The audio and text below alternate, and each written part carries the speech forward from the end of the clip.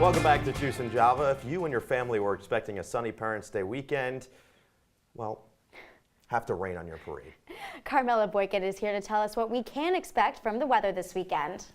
Thanks, guys. As you said, if you've been here, if you've been out, you've noticed it's been super overcast, it's been drizzly. And if you take a look outside at our quad cam, we're seeing pretty much the same thing. It's drizzly, it's overcast, and that is because of what we like to call a nor'easter. Now, you may have heard of this before. If you take a look at my next slide, a nor'easter is a strong area of low pressure on the East Coast. It usually starts at the bottom and moves its way up. It's characterized with It's powered by powerful winds coming up from the Atlantic, and it's usually associated with snow, but because we don't have those freezing temperatures right now, we're not going to see that, thank goodness, just yet. But we are going to see a lot of strong winds and heavy precipitation.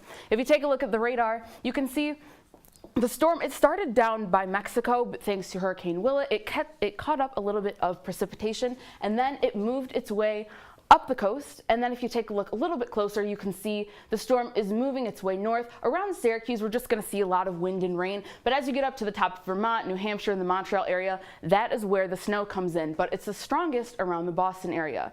That means that we're going to have a flood warning. So along the coast of New Jersey, Long Island, New York, the entire coast of Connecticut, basically Rhode Island, and Cape Cod, those are all under flood warning. So if you're going to be doing some traveling this weekend, make sure that you put some extra time in for travel, for any obstructions in the road, heavy rainfall, low visibility. That also means we're going to have a lot of strong wind speeds. There's going to be the strongest in Boston, as it's closest to the coast. It's going to be 40 to 50 mile per hour wind gusts. And then as we move inland, we're going to have 30 to 35 mile per hour wind gusts in Hartford, and moving into Scranton, those are definitely going to lighten up. So what does that mean for us? Here right now, it feels like 29 degrees, but it's 37 degrees outside, and it's rainy. Wind speeds are at 12 miles per hour, and as we move through game day for tailgating, around 1 p.m., it's going to be 38 degrees. It's going to warm all the way up to 39 degrees at 4 p.m., and then at kickoff at 7 p.m., it's going to be back to 38 degrees. It's going to be consistent rain all day, so if you're headed out, you know that you're going to need the same type of equipment that you may have for right now, which is nice. And we're going to have 12 mile per hour wind speeds all day. And if you take a look at tonight, it's going to drop down to 36 degrees. It's going to feel like 28, so it's definitely going to be chilly. And again, 12 mile per hour wind speeds.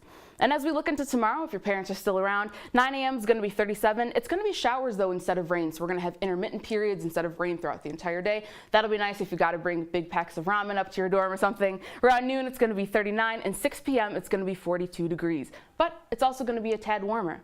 And if you take a look at our 5-day forecast, you'll notice it's looking a little bit bleak. We've got rain throughout the entire week. On Sunday, it's going to be 42 degrees, but the silver lining is as the week progresses, we're going to hit 55 degrees. But my best recommendation for you to get through is we're all just going to have to channel our inner Gene Kelly and start singing in the rain to help the week breeze on by.